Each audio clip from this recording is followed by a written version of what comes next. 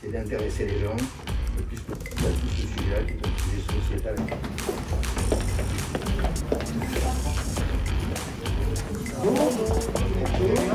C'est une des archivateurs connaissantes du Champagne, à l'heure de carrière.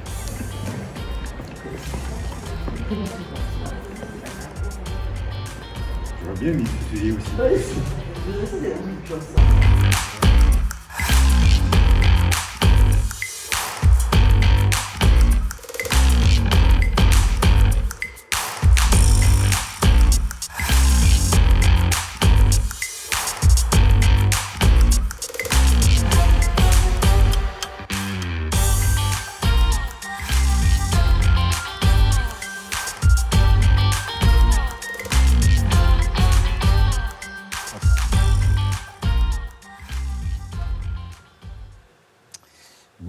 Bonsoir à tous. Merci d'être venus ce soir nous permettre d'échanger sur un sujet clé, le sujet de l'espace de coworking. Nous avons bien rigolé pour préparer cette émission.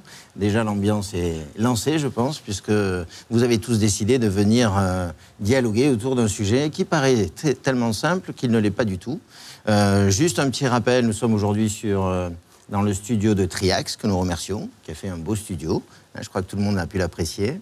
Depuis 9 ans, Kansei, qui représente l'émotion, l'harmonie, traite les sujets autour de l'urbanisme, de l'architecture et aussi du design. On s'est dit, avec notre équipe cette année, 2 ans après avoir fait une émission sur la profession de l'architecture, on s'est dit, quel beau sujet, ce sujet de coworking, puisqu'il réunit essentiellement tous les domaines, qu'il soit celui du design, celui de l'urbanisme, celui de l'architecture et surtout celui qui travaille, celui qui produit, le chef d'entreprise, le salarié et aussi tous les acteurs économiques d'une région. Voilà, donc merci à tous. Je me suis dit que je commencerai par une petite question. On a la chance d'avoir une dame autour de la table. Merci Nadia. Une question un peu personnelle, parce que je pense que cette émission devra être aussi assez intime. Votre espace de travail personnel à vous, chez vous, à quoi ressemble-t-il ? Il y a une phrase qui dit « Montre-moi ton bureau, je te dirai qui tu es ». Comment vous nous décrivez votre poste de travail à la maison ? Alors, si ça doit décrire qui je suis une femme multiple, parce que je peux travailler sur la table de la salle à manger, je peux travailler assise en tailleur sur le tapis, à moitié assise de traviole sur le canapé, beaucoup dans la voiture, en fait, pas chez moi. Et je crois qu'en fait, maintenant, on est très nomade dans nos manières de travailler. En tout cas, je le suis. Donc, ça fait peut-être de moi une femme nomade et multiple. Donc, rien à voir avec ce qui se passe actuellement. C'est un style de fonctionnement qui correspond à votre personnalité. Je crois, enfin, le travail, c'est beaucoup de temps pour moi. Et je pense pour beaucoup de gens. Donc, il faut aussi que les temporalités du travail s'adaptent aussi au mode de vie. Et puis, on peut aujourd'hui être multitâche. C'est d'ailleurs fatigant, je m'applique à me canaliser, mais de fait, on peut travailler de manière mobile. Et puis après, moi, là, je vais supporter 52 minutes, mais je vous avoue que rester très longtemps assise de manière statique, pour moi, ça ne permet pas de produire intellectuellement de manière aussi efficace que si jamais je peux me déplacer.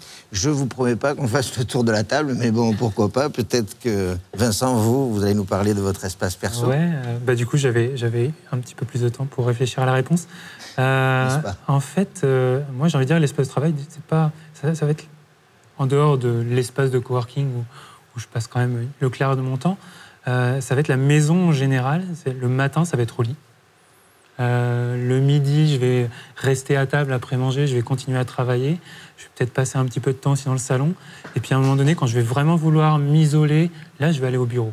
J'ai la chance d'avoir le bureau qui peut être isolé dans la maison. Et globalement, dès qu'il va faire beau, j'espère pouvoir travailler dehors. Donc en fait, j'ai envie de dire que c'est la maison, l'environnement à la maison globale qui est mon espace de travail. Et c'est là où je vais me sentir bien pour travailler sur un sujet qui va être mon espace de travail. Voilà. Dominique. Pendant très longtemps, moi, je n'avais plus de bureau parce que je passais mon temps à l'étranger et c'était dans les avions, dans le train, c'était dans la voiture, là où je pouvais avoir une connexion et avec mon ordinateur sur les genoux. C'était surtout mes genoux, d'ailleurs. Et puis, depuis quelques années maintenant, j'ai surtout essayé de ne pas travailler à la maison. parce que depuis un certain temps, j'ai considéré que la maison, c'était la maison et que ce n'était pas un lieu de travail, pour bien dissocier vie privée, vie professionnelle.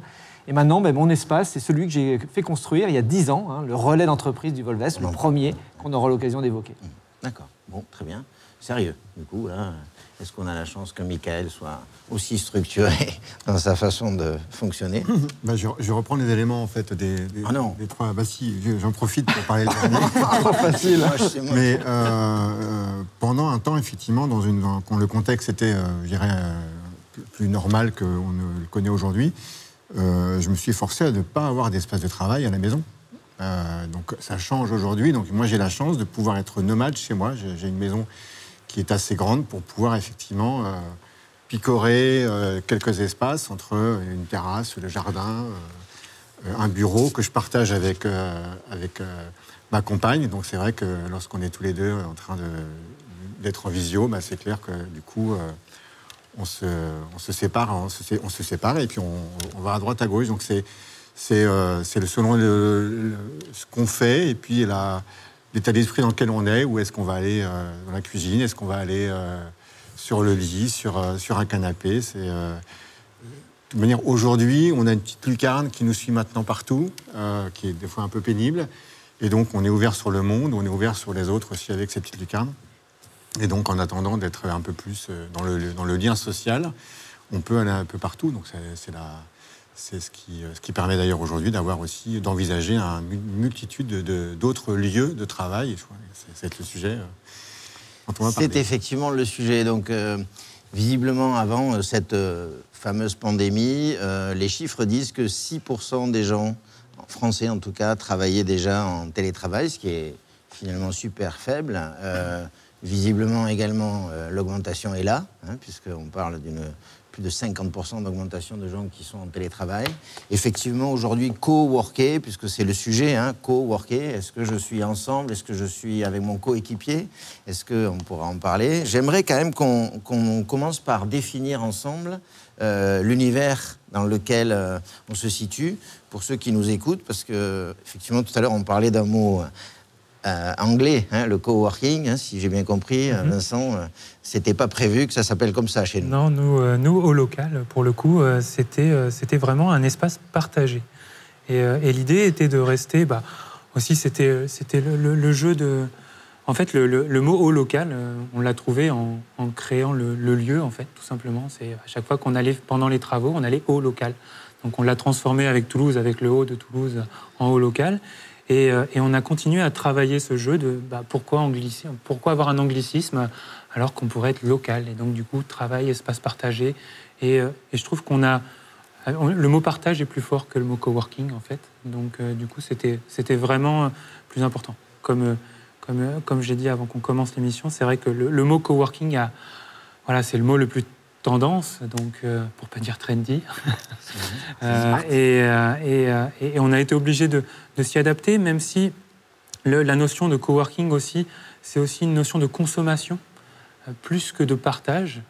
Et on est plus dans notre espace au local, on est plus sur un environnement famille où les gens restent longtemps et moins dans je viens le matin, je paye et je m'en vais le soir.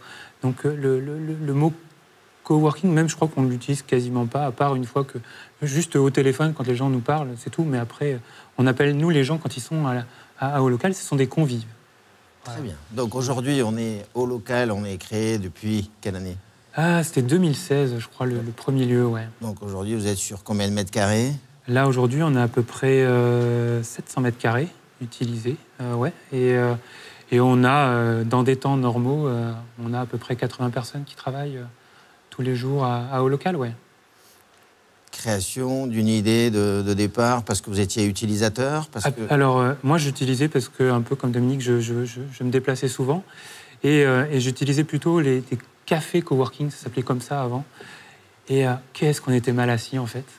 Et je me suis dit, mais je ne vais pas passer tout le temps 8 heures par jour dans un espace comme ça. Donc ça, c'était la première bribe d'idée quand on a réfléchi à l'idée. Et à côté de ça, j'ai une autre société sur laquelle j'ai des collaborateurs et on en avait marre, tout simplement, d'être dans notre petit univers, tous les trois, Et donc, on s'est dit, on va prendre des locaux un peu plus grands. Et puis, à un moment donné, on va peut-être faire une coloc avec d'autres espaces, enfin, avec d'autres entreprises. Et puis, en fait, on s'est dit, bah non, pourquoi pas juste l'ouvrir et créer une entreprise, une autre activité pour ça. Et c'est né vraiment de là, de ce besoin de partager. Hein, le besoin de partager. Voilà. Mais avec le besoin de se sentir bien. Et il y avait vraiment le mot bien-être dès le départ. Donc, c'est pas des... On voit souvent le delta, hein, on voit beaucoup d'images de coworking avec des chaises qui sont super jolies, mais sur lesquelles, moi, je ne peux pas passer 8 heures, en fait. Donc, on a fait le compromis de, bah oui, c'est des chaises comme dans une entreprise normale, qui sont peut-être accordées au niveau du design, mais sur lesquelles, oui, hein, je peux travailler correctement 8 heures, 9 heures, 10 heures, 11 heures, 12 heures. D'accord. Donc, du coup, aujourd'hui, on est sur un espace de coworking et aussi, je crois, pour essayer de mettre un petit peu les règles du jeu, un autre terme s'exprime, tiers-lieu. Dominique, tiers-lieu. Merci de lever cette énigme. Alors oui, tiers-lieu, c'est un terme assez générique aujourd'hui. Hein, et dans ce terme générique, on a différentes segmentations de tiers-lieux. On a les tiers-lieux culturels, on a les tiers-lieux d'innovation, que sont les Fab Labs, les tiers-lieux d'économie sociale et solidaire, comme des Reapers Café, des ressourceries, et on a les tiers-lieux d'activité. Les tiers-lieux d'activité qui pourraient être aussi assimilés à des coworking. Hein, c'est des termes souvent assez proches en termes de définition. Et comme son nom l'indique, c'est le troisième lieu. Ce n'est ni la maison, ni le bureau. C'est un troisième lieu. Hein. Alors certains disent aussi que le tiers-lieu, c'est la sphère sociale, c'est la sphère de la rencontre, parce que ces espaces, moi j'appelle ça aussi les lavoirs numériques des temps modernes. C'est-à-dire que c'est des lieux où on va effectuer une activité, mais en même temps, on crée du lien social, plutôt que de rester tout seul à la maison, comme justement, on va peut-être l'évoquer, ceux qui sont en télétravail. Et ça a été le point de départ de l'aventure Relais d'entreprise. Donc, une fois qu'on a compris un peu mieux le tiers-lieu par rapport au coworking, on peut se dire qu'on a la chance dans notre région d'avoir un très bel espace qui vient de se créer, qui s'appelle La Cité. Surtout, ça s'appelle La Cité. Hein, Nadia, pouvez-vous nous parler de cette intention au niveau de la région? Quel était l'objectif de ce lieu, de cette création de lieu? La volonté de la région, c'était de dire que dans ce lieu qui était avant les halles Latécoère, c'est-à-dire l'endroit où en 1917 sortaient les premiers avions qui étaient donc produits dans le cœur de ville de Toulouse. On a du mal à se figurer ces choses-là aujourd'hui. Et donc c'était un acte pionnier. Et de dire que ce qui avait fait la richesse de la région, à ce moment-là, on était avant la crise et l'impact terrible qu'on connaît sur le secteur aéronautique. On devait, en affirmant d'autres filières, d'autres modes de travail, d'autres organisations du travail au sein de la cité, dire qu'on pouvait demeurer une pierre pionnière, une région d'innovation qui était leader dans la question de la transformation du modèle de développement, rien de moins, parce que avec une volonté de projeter sur ce lieu ce qu'on aime en termes de valeurs. Et je crois qu'au-delà des définitions, et nous l'avons bien vu, il y a pour un lieu coworking ou tiers-lieu, la nécessité, de répondre à un besoin des usagers, et donc d'être très clair sur le fait qu'on ne se fait pas plaisir quand on est animateur, propriétaire tiers-lieu, on doit répondre aussi à un besoin, répondre aussi à un modèle économique, mais on est aussi porteur de valeurs. Et les tiers-lieux ou les espaces de coworking, pour peu qu'ils fassent bien leur job et que ça ne soit pas juste du mètre carré qu'on loue, parce que ça existe, ça aussi, et que ce soit des endroits animés, ils sont traversés par des valeurs sur la question de la transformation environnementale, de l'impact écologique, du circuit court. Et donc la cité, c'est un lieu où il y a une mixité des publics, des startups, mais aussi des entreprises plus matures, où il y a un Fab Lab. Et moi, je suis très fière qu'on ait été la première Fab Région labellisée en Europe, et on a été labellisé à Shenzhen. Et 2 ans après, on accueillait le congrès mondial des Fab Labs. Et je pense que là aussi, ça dit notre conviction qu'on peut miser sur l'intelligence collective entre un retraité de chez Airbus, un étudiant en coiffure, un monsieur qui décide, pourquoi pas, un monsieur plutôt qu'une dame, de faire des bagues en 3D et de se dire que finalement, ces gens qui se seraient jamais causés, s'ils se causent à un endroit en particulier, ils pourront se nourrir des expériences des uns et des autres. Et donc la cité, c'est un lieu de mixité des publics. C'est un lieu qui permet d'avoir des postes de travail ergonomiques et confortables, mais mieux que ça, monsieur, produit en région Occitanie, parce que par exemple chez Atom, qui est un opérateur tiers-lieu de la cité. On a 1200 pieds de table qui ont été fabriqués en région, dans le Gers. On a des meubles qui ont été pensés aussi pour soutenir l'économie locale, en plus d'être confortables, bien évidemment, et en plus fait avec des essences de bois produits en local. Bref, il faut que l'affirmation des valeurs, ça ne soit pas simplement une super plaque où vous mettez, vous savez, les lettres brillantes, et c'est smart, et puis c'est tendance, et puis c'est made in China. C'est pas ça, c'est pas de superposer les termes de résilience, bienveillance, enfin voilà, tous ces termes à la mode, tous ces mots valises qui sont vides de sens. Il faut que le lieu l'incarne. Donc, les pieds d'une table, quand ils sont faits localement, avec des matériaux recyclés, ça incarne ces valeurs. Le fait que ça soit ouvert à tout le monde, ça incarne ces valeurs. Donc, la cité, c'est ça, plus les formidables équipes de l'Agence de développement économique ADOC. Et d'ailleurs, dans le public, il y a Annie Frachetti, que les espaces et les tiers-lieux qui sont plus de 180 en région Occitanie connaissent mieux que moi, puisque c'est avec Annie, avec l'équipe, qu'on développe la charte de labellisation des tiers-lieux et qui, du coup, s'occupe de dire qu'un tiers-lieu, c'est pas qu'un lieu. Ce sont justement des valeurs, des règles communes, des ambitions et des objectifs de transformation qu'on se donne. Et du coup, ben voilà, c'est d'abord de l'humain. Elle nous l'avait dit, qu'il fallait que ça aille vite. Donc on est tout directement dans le sujet, messieurs. On fera une petite réaction, j'imagine, tout à l'heure. Donc, Michael, vous, je vous ai confié le mot corpo-working. Donc, du coup, encore un petit truc un peu particulier. Je vais assumer. Vous assumez? Ouais, ça va, super. Elle assume, elle aussi. On est avec toi. On est tous avec. Alors, le corporate working, c'est un mot valise, c'est corporate pour l'entreprise, et c'est le tiers-lieu ou l'espace, effectivement, où on va aller travailler. C'est un concept qui a été réfléchi, porté par Action Logement, et notamment particulièrement par la direction régionale d'Occitanie. Donc c'est comme les pieds de table, c'est quelque chose qui est made in Occitanie. Et je salue Pierre Soulouniac, qui est le maître d'œuvre de ce travail qui a été enclenché il y a 3-4 ans maintenant. Donc c'est avant la pandémie, avant la crise sanitaire. Donc Action Logement, c'est comment est-ce qu'on apporte des services aux entreprises et aux salariés.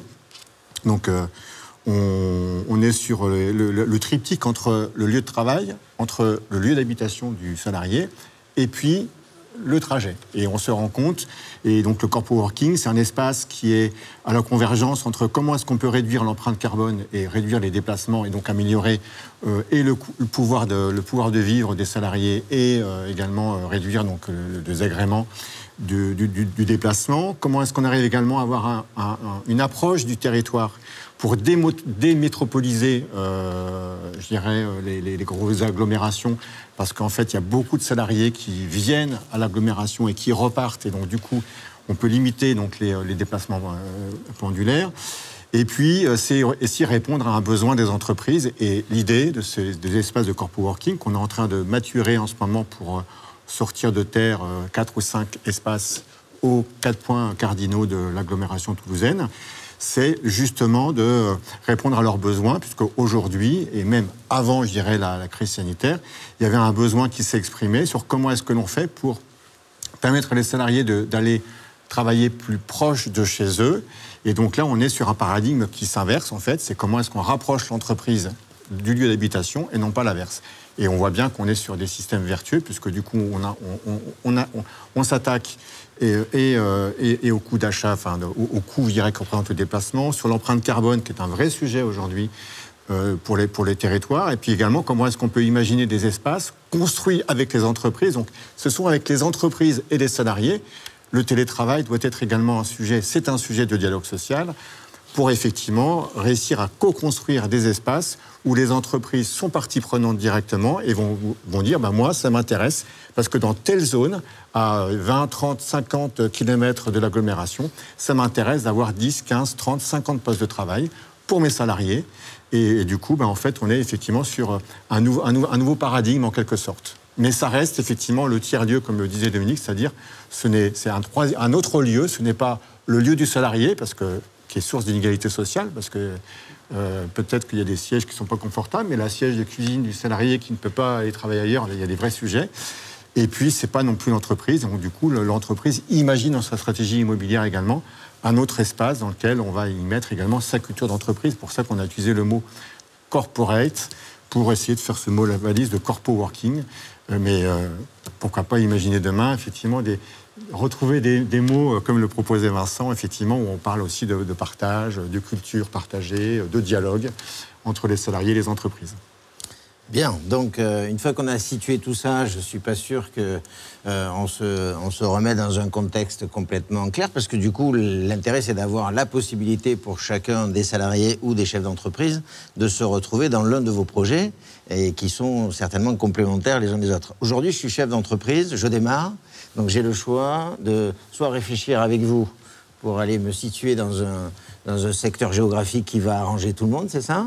Mais si jamais j'ai une entreprise qui existe déjà, comment puis-je prendre la décision d'amener un service? Comment je peux convaincre mes salariés d'aller dans un de vos lieux, en fait? Comment ça se passe, Vincent? Moi, j'ai envie de dire, il va falloir déjà leur demander ce qu'ils veulent eux, en fait, avant de pouvoir ne serait-ce que insuffler quelque chose. Et je dirais que la décision d'aller dans tel ou tel autre lieu va se situer surtout dans le degré d'ouverture, parce qu'il va y avoir besoin aussi d'acclimater, de se transformer, et suivant le cheminement qu'on a déjà entrepris, on va pouvoir être peut-être plus dans un vrai espace partagé où plusieurs entreprises, cloisons ouvertes, peuvent travailler ensemble. Même si on parle de confidentialité, etc., les gens ne sont pas tous des ennemis à côté, et des entreprises qui vont pouvoir dire « Ok, je veux partager... Aujourd'hui, je suis capable de partager un peu plus du mètre carré, pas encore de partager toute ma journée avec d'autres personnes qui sont extérieures à l'entreprise. » Donc, pour moi, il y a différents niveaux, et ces niveaux-là vont venir avec le temps. Et je pense que pour le coup, la situation qu'on vit depuis 1 an et demi a accéléré clairement les choses, même si la situation s'installant, je pense que elle évolue aussi dans le sens qu'avant, on pouvait se dire, nous en tout cas en tant qu'acteurs de coworking, plutôt dans les petites structures, on se disait qu'on allait en tirer un super bénéfice avec plein de gens qui vont venir 5 jours par semaine chez nous, etc. En fait, s'il n'y aurait eu qu'un seul confinement, je pense que oui. Aujourd'hui, avec la situation qui dure, les gens ont déjà franchi la 2e étape, de se dire, en fait, je peux faire 3 jours, 2 jours, 1 jour, 4 jours. Et donc, du coup, il va falloir que nous, on s'adapte aussi. Et à la base, c'était plutôt aux salariés qui devaient s'adapter à nous en tant que nouveau concept. Et en fait, notre concept est déjà en train de devoir s'adapter aux salariés qui ont déjà changé. Ça va si vite que ça, Dominique? En fait, il y a une tendance qui est en train de s'accélérer. Et moi, je dis merci Covid, parce que cette tendance qui avait déjà été observée sur notre réflexion autour de la problématique de mobilité, parce que là, on parle de coworking, de corpo working, mais quand même, il y avait une vraie problématique, et Toulouse était bien placée pour avoir cette problématique, c'est la problématique de la mobilité.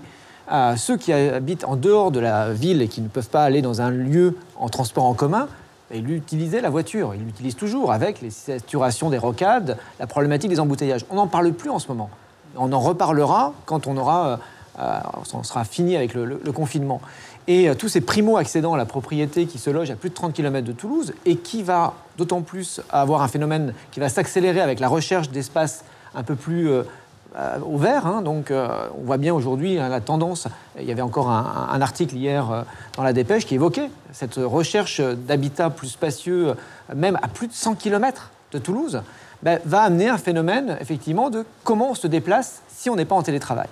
Et donc, la partie qui, nous, aujourd'hui, on observe, c'est qu'il va y avoir un besoin de lieux de proximité pour justement pouvoir s'affranchir d'une mobilité. C'est tout à fait l'esprit de Action Logement qui consiste à dire, mais plutôt que de faire déplacer les personnes vers l'endroit où se situe le travail, c'est de faire se déplacer le travail et le lieu de travail là où se situent les personnes.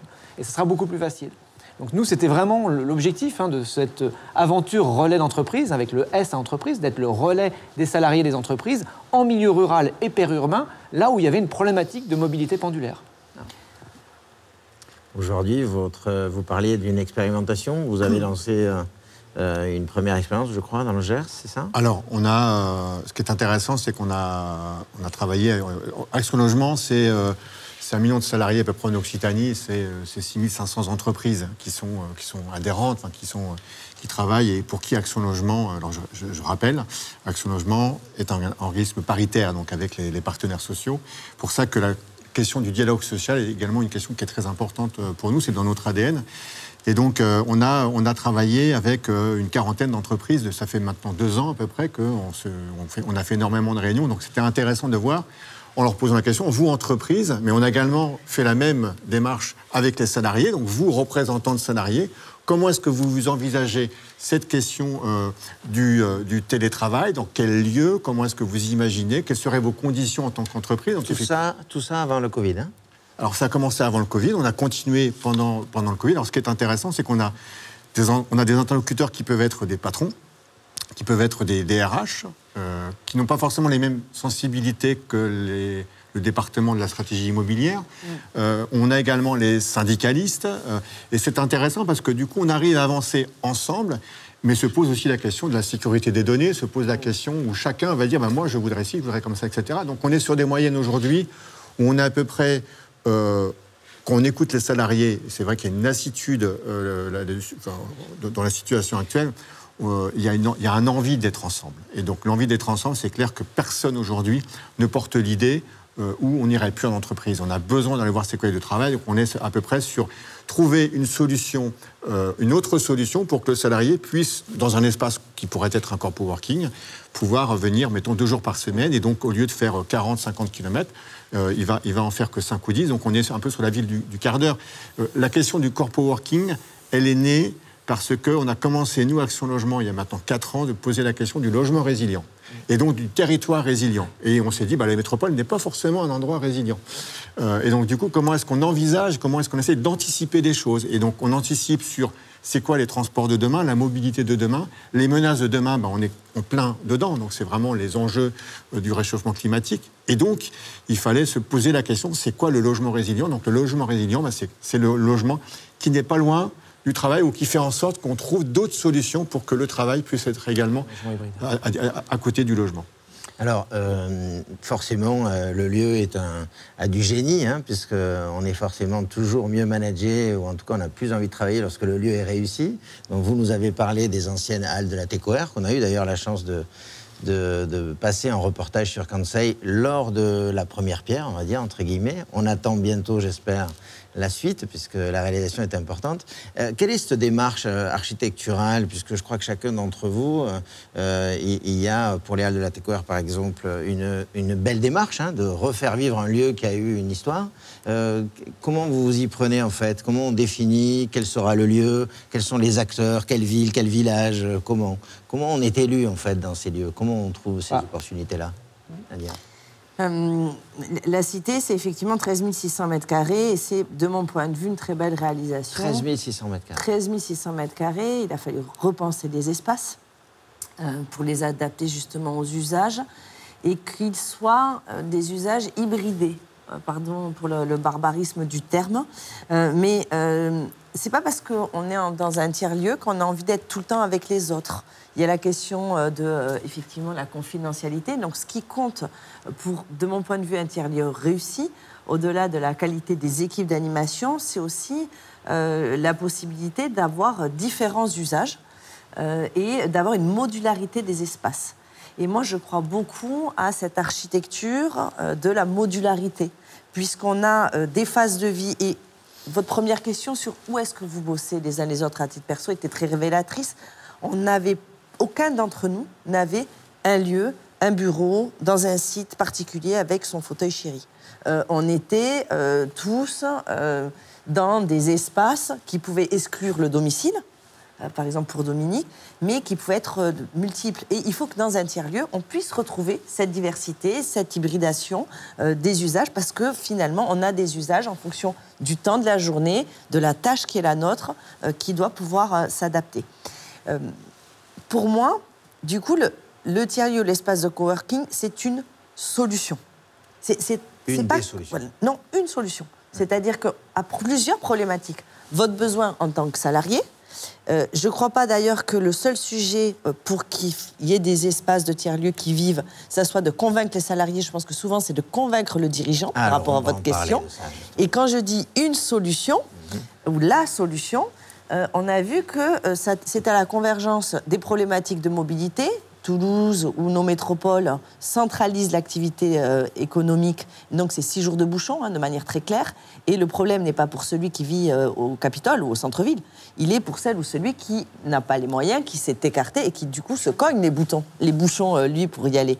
Mais il peut y avoir, dans le même temps, le dirigeant d'entreprise ou la dirigeante qui ne voit pas forcément que la qualité de vie gagnée par son salarié est synonyme aussi de productivité, on le sait tous, mais ça peut être la crainte que le salarié qui ne vient pas dans l'entreprise échappe à une forme de contrôle et du coup qu'il soit peut-être moins productif.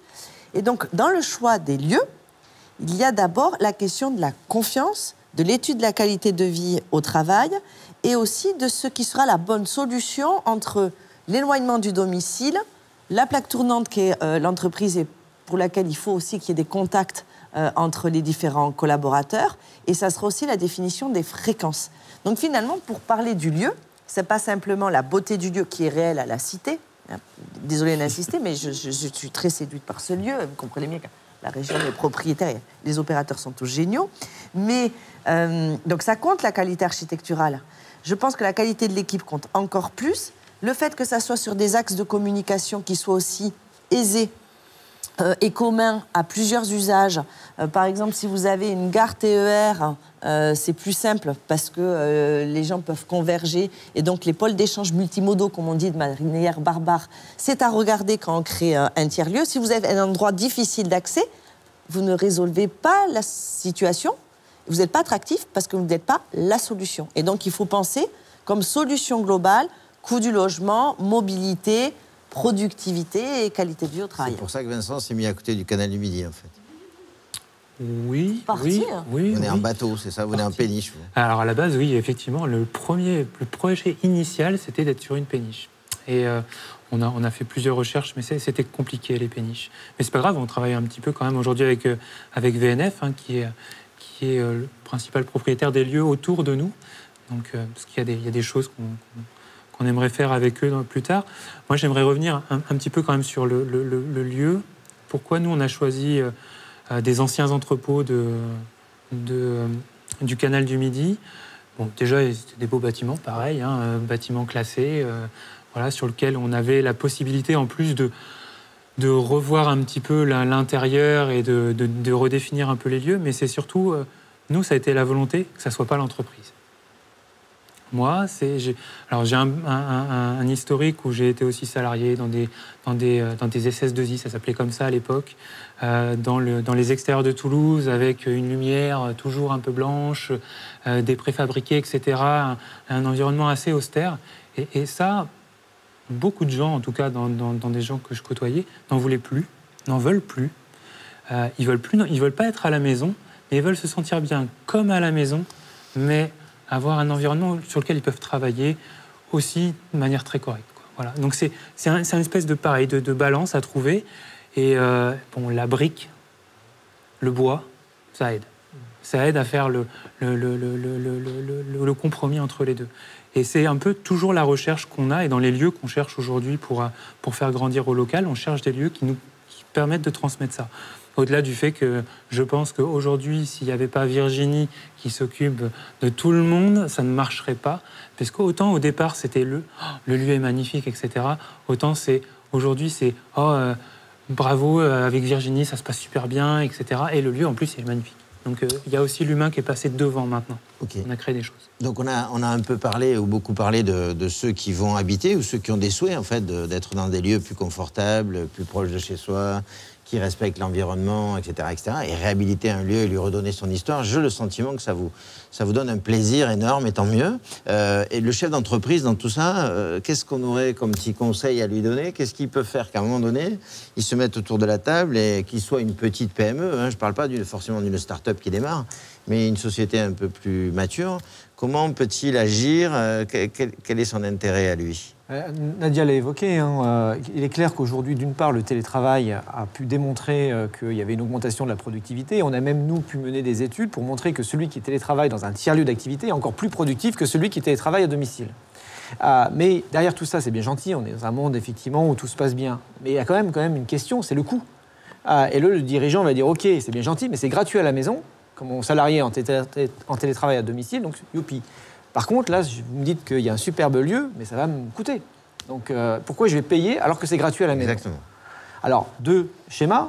Soit il réduit sa surface de bureau dans la métropole, et en imaginant que les bureaux déportés, donc les espaces de corpo-working situés sur des territoires où la pression immobilière est beaucoup moins forte, coûteront de fait moins cher. Et donc là, il va se dire, OK, on va rééquilibrer les mètres carrés, et les mètres carrés déportés me coûteront moins cher que les mètres carrés intra. Bien sûr, il peut intégrer l'augmentation de la productivité, il peut intégrer aussi que ça donne du pouvoir d'achat aux salariés. Le fait d'autoriser un salarié à ne pas se déplacer, à ne pas prendre sa voiture, donne aux salariés une économie par rapport à son déplacement, sauf que s'il prend bien sûr le train et que le train lui est remboursé.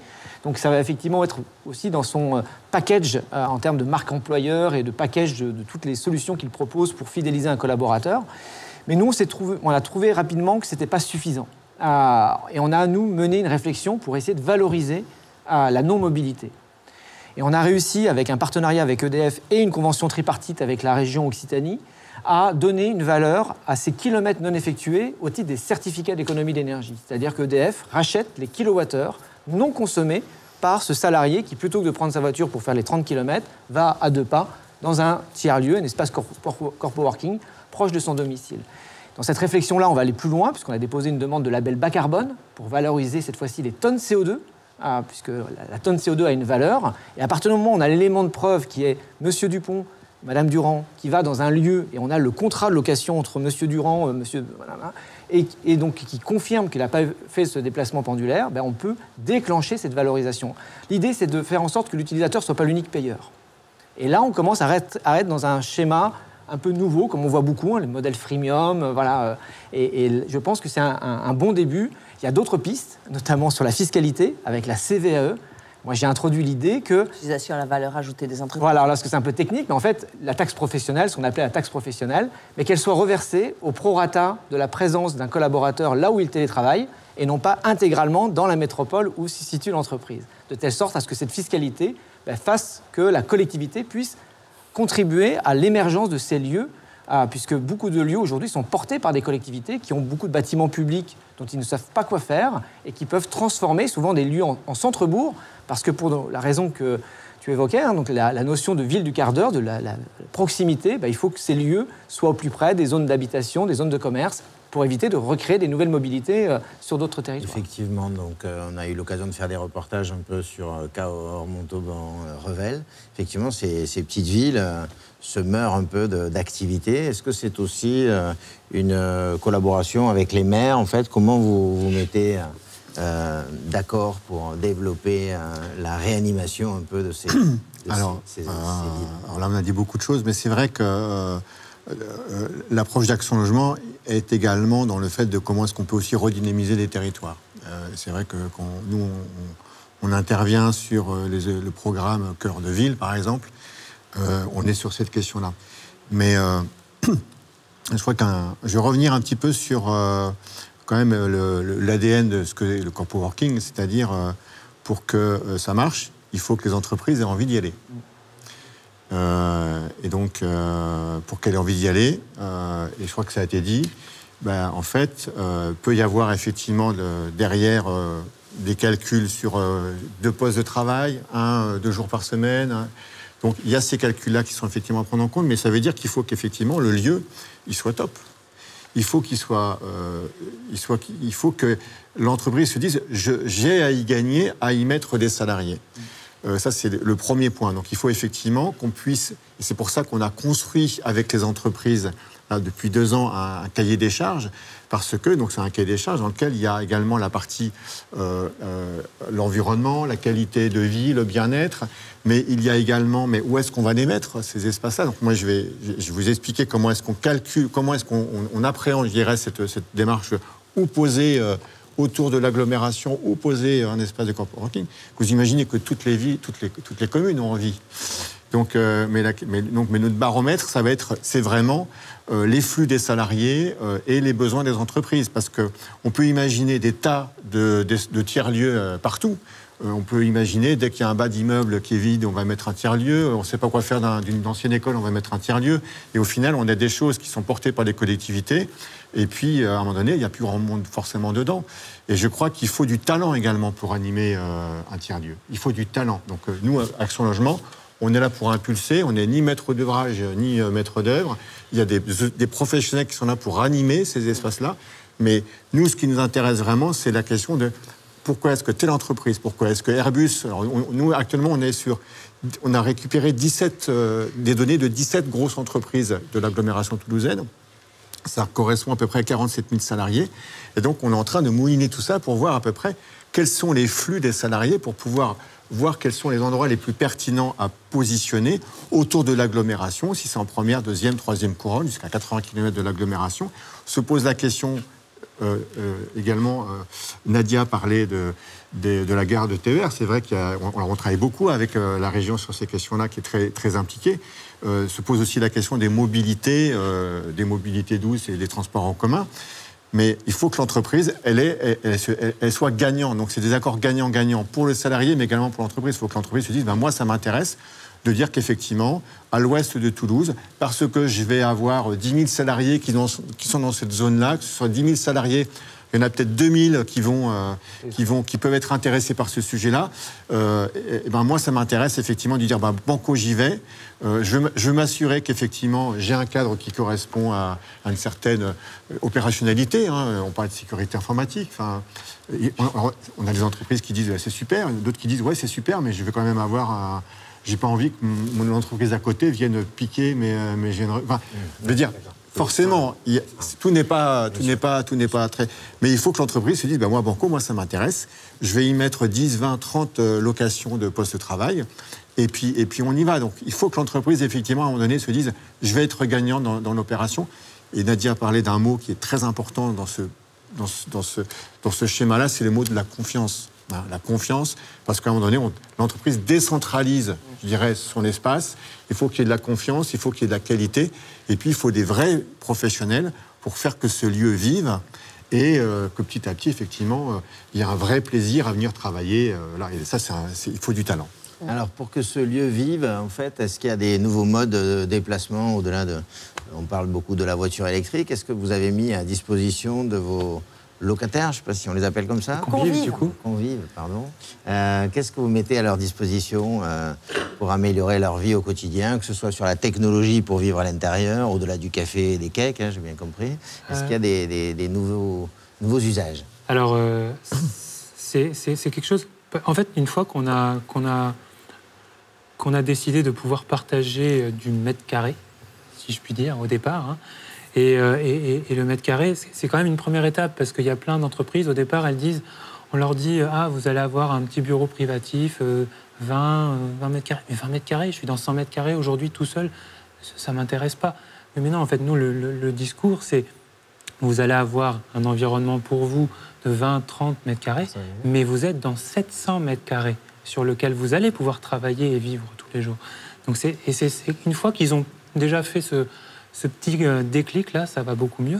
Et une fois qu'on partage les bureaux, les salles de réunion, l'espace de restauration, on peut aller beaucoup plus loin. Donc on a chez Holocal, alors je ne sais pas si j'ai le droit de citer des marques, mais on expérimente le partage d'une voiture électrique, et d'une voiture électrique, on va dire...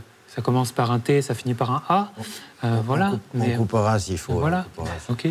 Mais l'idée, c'est de pouvoir allier le côté plaisir, encore une fois, plaisir, besoin. Quelle est la réaction par rapport à ça, du coup?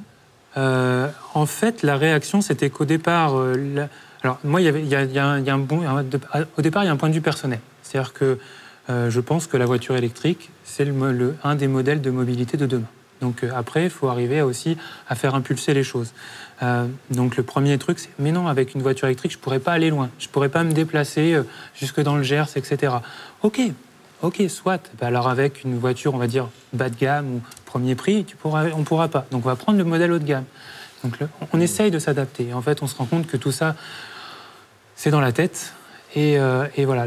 Après, la plus grosse problématique qu'on a eue, c'est qu'une fois que vous êtes 80 et que vous n'avez qu'une voiture, il y a un problème. Donc quand l'expérimentation finalement marche bien, la voiture, il y a un problème. Donc du coup, là, on ne va pas réinventer la roue. On ne va pas ouvrir un parc de voitures, ce n'est pas notre métier. Par contre, on va travailler avec un acteur toulousain qui fait de l'autopartage. Et là, on commence à créer des réseaux dans d'autres types de partage. Et donc aujourd'hui, dans tous les convives d'eau locale, ont 1 heure de voiture tous les mois qui est inclus. C'est pas en plus, il n'y a rien à payer, ils prennent la voiture. Et avec la mairie de Toulouse, il y a le côté, on peut déposer la voiture où on veut, il n'y a pas de parc-mètre à payer, il n'y a rien. Voilà. Et la Cité a mis aussi des dispositifs. Non, mais je réagissais à ce que je disais, Vincent, parce que je crois qu'il y a un mot-clé que tu viens d'utiliser, qui est expérimentation. On est, nous, sous convention avec Action Logement sur justement Corpo Working. Parce qu'en tant que vice-présidente de région, on peut indiquer, nous, les valeurs qu'on voudrait voir dans nos tiers-lieux, faire ensemble d'ailleurs dans le réseau RESO. Et d'ailleurs, le lieu à Rieux-Volvestre est labellisé. Un certain nombre de choses qu'on souhaite et mettre à disposition des entreprises, de celles et ceux qui veulent opérer des tiers-lieux, des outils. Mais il faut aussi qu'on soit exemplaire. Et justement, au titre de la convention qui nous lie, on veut expérimenter auprès de nos propres collaborateurs, salariés de la région. Parce que la région, ce n'est pas un être désincarné avec une présidente, des vice-présidentes. On a des collaborateurs, des collaboratrices. Sans ça, ça ne fonctionnerait pas d'ailleurs. Et ils peuvent vivre dans différents endroits du territoire, surtout que la région est grande, qu'on a... moi, j'ai un bureau concrètement, physiquement à Montpellier, un autre à Toulouse. Et je travaille aussi à la Cité régulièrement. Et donc, nos collaborateurs, ils peuvent venir de partout. Et donc, on réfléchit aussi pour eux, à ce qu'ils aient accès à des espaces de corpo working. Parce que c'est en pleine réflexion actuellement, ça. Oui, tout à fait. Et on est liés par convention aussi sur ce sujet-là, pour lesquels on doit déterminer les lieux ensemble en fonction des usages et des lieux de vie de nos collaborateurs et collaboratrices. Comment vous raisonnez en tant que manager, du coup, pour mettre une équipe dans un des espaces? Précisément, nous, on a créé un lab au sein de la région qui permet que nos collaborateurs expriment leurs souhaits, confrontent leurs usages avec leurs managers. Et donc, en fait, on crée ensemble de nouvelles modalités. Et parce que tous, on a droit à l'échec, en tout cas, moi, je revendique qu'on a droit à se planter, du coup, on expérimente. Et là, typiquement, on est dans de l'expérimentation. Et pour nos collaborateurs, moi, je pense que les tiers-lieux, c'est une chance. Je vais vous dire, à titre perso, dans mon équipe rapprochée, tout le monde, premier confinement, télétravail, c'est pas mal. Deuxième confinement, comme d'ailleurs 34% des Français, selon une étude, on le vit moins bien. Sensation d'isolement. Et donc, le tiers-lieu, ça doit être, en gros, le télétravail en mieux. Meilleure fibre. Vous n'avez pas tous la fibre. Là, des réseaux, parce qu'on fait comme si on était tous sous 5G, les amis. Là. Mais en vrai, il y a des endroits où on vous dit que ce n'est pas zone blanche, mais parce que vous êtes en haut du cerisier derrière l'église, quoi. Bon. Et donc, il faut avoir aussi ces outils. Les réseaux, les infras, le bon ordi, la personne aussi qui gère la maintenance, parce que vous le connaissez, le gag de vous devez printer un document rapide, puis il faut changer la cartouche tank dans l'imprimante. Mais non, mais j'ai pas fait la commande parce que vous êtes à la maison, ça suit pas. Et donc, c'est tout ça aussi qui est géré dans les espaces de coworking. Et puis, c'est la possibilité aussi de s'oxygéner en voyant un tel, une telle, de faire part d'une difficulté. Donc, moi, je crois qu'il faut revendiquer l'expérimentation. Pour nos spectateurs et téléspectatrices, être très concret sur le fait qu'ils veulent découvrir du tiers-lieu. Ils sont pas sûrs du truc, quoi. Ils en ont entendu parler. Ils se disent que peut-être qu'ils pourraient faire des économies de mètres carrés de bureau sur Toulouse, là, parce que la trésor, elle est un peu tendue ce mois-ci. Mais moi, je les encourage à aller sur le site RESO, RESO Occitanie. Ils auront la liste des tiers-lieux labellisés. Souvent, c'est des endroits accueillants. Moi, j'ai eu la chance de faire l'inauguration d'eau locale. On peut appeler pour aller jeter un œil quand on est dirigeant d'entreprise ou quand on est en charge de l'organisation du travail dans son entreprise. Quand on est une organisation syndicale salariée, on peut se dire aussi que ça peut être un sujet d'atelier sur la qualité de vie au travail et que pourquoi pas au prochain CHSCT ou l'équivalent au CSE, on en parle. Et on a des exemples concrets parce que le mieux, c'est d'aller voir concrètement. Et ensuite, aller voir sa collectivité, sa mairie, sa communauté de communes, être accompagné par Action Logement c'est pouvoir lancer le projet concrètement, voir les financements auprès de relais entreprises et puis demander les financements de la région pour monter le lieu. Tout ça, c'est possible, c'est concret, il y a des outils. Donc, allez voir et lancez-vous. Et si vous avez peur de vous lancer, expérimentez. Donc, je suis chef d'entreprise ou je suis une municipalité, je peux appeler Dominique et je prends contact avec lui et il va m'aider à mettre en place tout ce projet-là. Oui, effectivement. Bon, nous, on a un positionnement un peu atypique puisqu'on est à la fois un bureau d'études qui accompagnons l'émergence d'espaces de télétravail en milieu rural et périurbain, de tiers-lieux au sens large, mais avec quand même un vrai tropisme sur les tiers-lieux d'activité puisque c'est l'ADN de Relais Entreprises. On est une enseigne aussi puisqu'aujourd'hui, on a une centaine d'espaces fédérés pour justement donner de la lisibilité et de la visibilité face à des noms qui souvent ne sont pas compréhensible en matière de quelle est l'offre. Quand vous voyez, au local, on a une identité très forte, mais qu'est-ce qu'on a derrière au local? Il faut l'expliquer, il faut expliquer le positionnement. Vous avez des noms qui sont même... Bon, là, ça va, il est soft, mais vous avez des noms qui sont très drôles en matière d'espace de coworking. Et c'est difficile de savoir ce qu'on y met derrière. Et ensuite, effectivement, quand on accompagne les collectivités, c'est d'adapter l'offre, la solution au plus près de la typologie du territoire. Je vais rebondir sur quelque chose que vous venez de dire, enfin tous, mais Nadia, ce que vous venez de dire est très important par rapport à l'implication de la région. Moi, je prends un exemple qui fait vraiment figure de modèle par rapport au niveau national. C'est le courrier qui a été co-signé entre préfet de région, présidente de région, président de Toulouse Métropole, en lien avec Action Logement, un courrier adressé à toutes les grandes entreprises de Toulouse, pratiquement 50 entreprises, pour leur dire la chose suivante: réfléchissez à la mise en place du télétravail dans les tiers-lieux d'activité et réduisez vos surfaces de bureaux dans la métropole. Ce courrier-là, il est d'un courage politique et d'un consensus en y mettant dans la boucle Action Logement pour les solutions opérationnelles que ça représente par rapport à plein d'enjeux. Rééquilibrage des territoires, qualité de vie, environnement. Et au départ, il y a 10 ans, j'ai ouvert le premier Relais Entreprises, j'ai appelé des structures pour dire, voilà, j'ai une innovation, on m'a dit, je ne suis pas innovant. L'innovation sociale n'est pas reconnue. Et je n'étais pas dans un incubateur de start-up, puisque dans le Volvest, on n'a pas de pépinière, on n'a pas d'incubateur. Donc quand vous créez une entreprise à 50 km de Toulouse, vous êtes tout faux. C'est-à-dire que vous n'êtes pas parisien, déjà, première erreur, et en plus, vous n'êtes pas toulousain, donc deuxième erreur. Ça y est, ça commence à être chaud, là. C'est la fin, c'est dommage. Ouais, mais c'est dommage, c'est la fin, Dominique. Mais combien de fois j'ai dit, mais trouvez-moi aujourd'hui une innovation avec grand renfort d'ingénieurs, d'électronique, qui permet de redonner du pouvoir d'achat, de réduire les émissions de CO2, de soutenir les commerces de centre-bourg. Honnêtement, Dominique, on fera une autre émission pour tout ça, d'accord? Parce que là, c'est la fin. Donc, je voudrais juste qu'on puisse conclure. Merci d'avoir été autant explicite, si je puis dire, et pédagogue sur les enjeux. Un petit mot de la fin.